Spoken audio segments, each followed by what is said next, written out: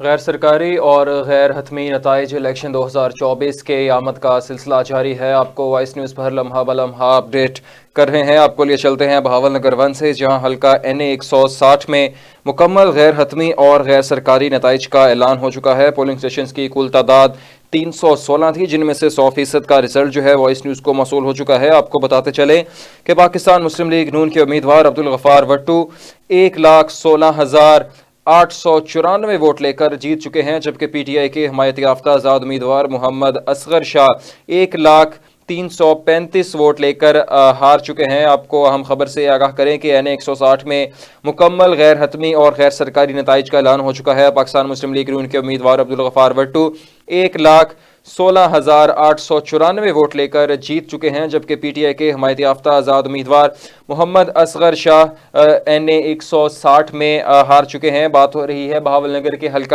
NA 160 کی، جہاں پر پاکستان مسلم league نون کے امیدوار عبدالغفار وٹو کو PTI کے حمایت یافتہ آزاد امیدوار محمد اصغر شاہ پر برتری حاصل ہے۔ محمد اصغر شاہ کے کل ووٹوں کی تعداد 1,01,335 ہے، جبکہ پاکستان مسلم لیگ نون کے امیدوار عبدالغفار وٹو کے کل ووٹوں کی تعداد 1,16,894 ہے۔